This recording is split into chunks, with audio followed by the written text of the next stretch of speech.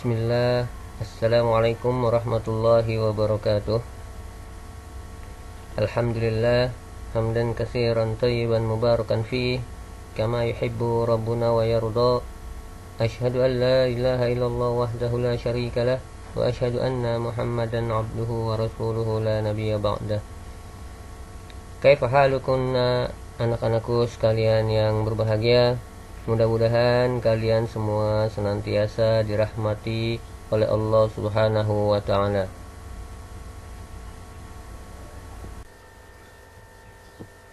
Anak-anakku sekalian yang berbahagia, hari ini kita melanjutkan pelajaran PAI kita. Pekan yang lalu kita sudah membahas pelajaran ke-11, adab bergaul. Kita sudah pelajari adab terhadap ibu dan ayah, kemudian adab terhadap yang lebih tua. Nah, hari ini kita akan melanjutkan materi kita, yaitu adab pada yang lebih muda. Allah Subhanahu wa taala menyuruh kepada kita agar kita berbuat baik kepada orang yang lebih muda.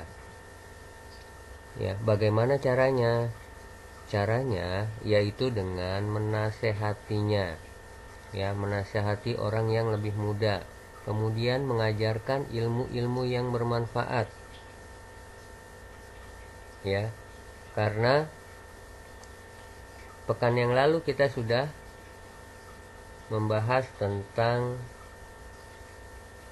adab orang yang lebih tua, di mana di situ ada Rasulullah SAW bersabda, "Malam yarham sogirona wa ya'rif haqqa kabirona falaysa minna." Siapa yang tidak mengasihi yang muda. Nah, jadi adab kepada yang lebih muda. Siapa yang tidak mengasihi yang muda dan tidak menunaikan hak orang yang lebih tua, maka dia bukan termasuk golongan kami, kata Rasulullah SAW, ya. Hadis ini diriwayatkan oleh Abu Daud dan Tirmizi.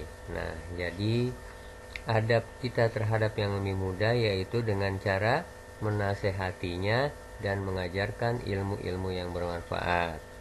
Misalkan kalian mempunyai adik, ya, kalian nasihati adik kalian, ya, ajarkan ilmu yang bermanfaat.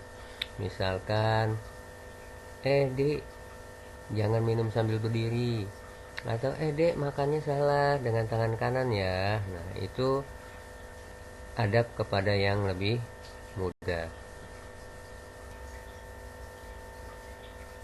Selanjutnya adalah adab bergaul dengan lawan jenis.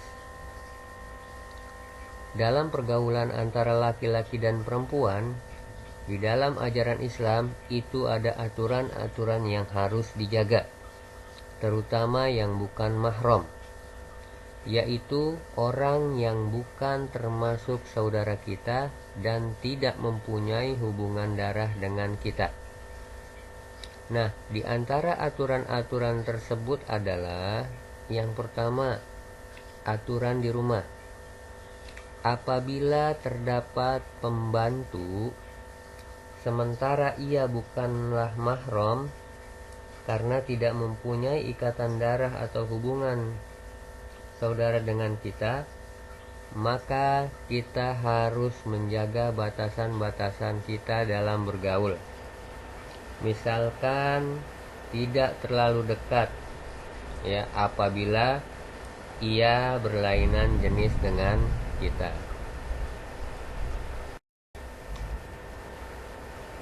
Selanjutnya, adab yang kedua di sekolah. Apabila siswa laki-laki dan perempuan bercampur dalam satu kelas, maka setiap siswa wajib menjaga aturan-aturan dengan lawan jenis. Misalnya dengan memisahkan tempat duduk siswa laki-laki dan perempuan. Kemudian juga tidak bergaul terlalu dekat. Bisa juga di dalam kelas itu diberikan hijab, ya, sebagai pemisah antara laki-laki dan perempuan. Selanjutnya aturan yang ketiga, sebaiknya perempuan tidak banyak keluar rumah, ya, seperti halnya laki-laki. Kemudian yang keempat, menjaga pandangan antara laki-laki dan perempuan, yaitu dengan tidak saling memandang di antara mereka. Yang kelima, seorang anak harus meminta izin kepada kedua orang tuanya jika hendak berpergian. Nah, apabila anak perempuan selain meminta izin kepada orang tuanya, hendaknya ia ditemani dengan mahramnya. Selanjutnya yang keenam, setiap anak harus berhati-hati, ya. Jadi kalian harus berhati-hati dalam bergaul dan memilih teman yang baik. Inilah aturan-aturan yang harus dijaga ketika kita bergaul dengan lawan jenis. Ini harus kalian perhatikan.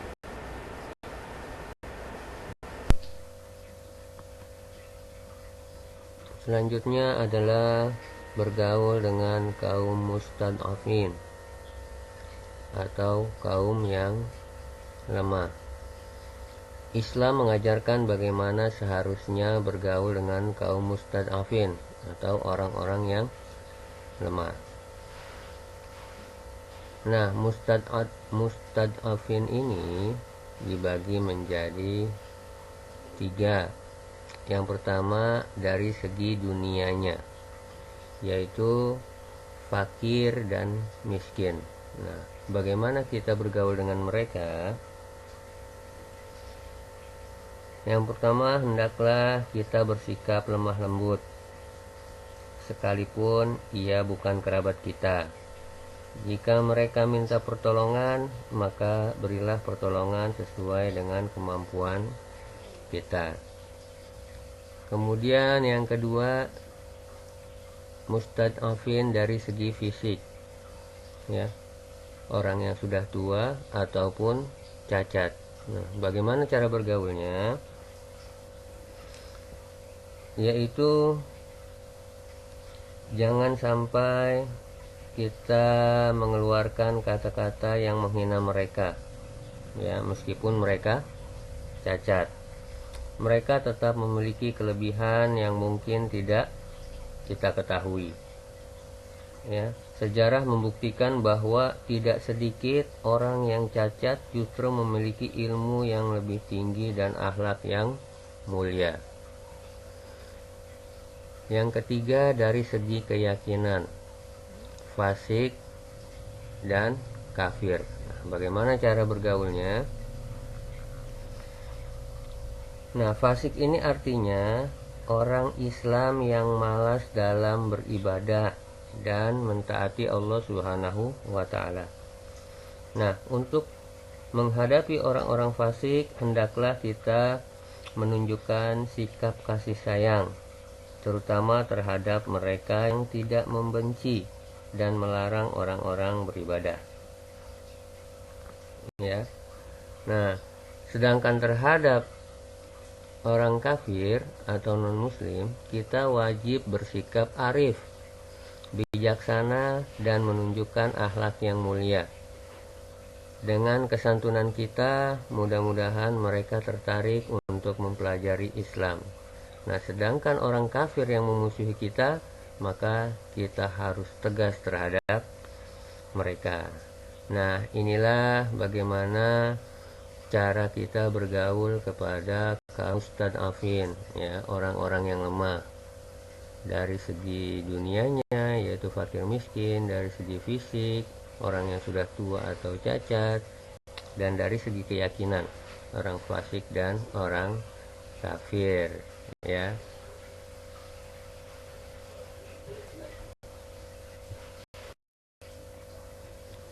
Demikianlah anak-anakku sekalian yang berbahagia, pembelajaran kita pada hari ini. Mudah-mudahan kalian bisa memahami materi ini, yaitu adab bergaul. Selanjutnya, jangan lupa sholat 5 waktu, jaga kesehatan, dan tetap semangat dalam menuntut ilmu. Wassalamualaikum warahmatullahi wabarakatuh.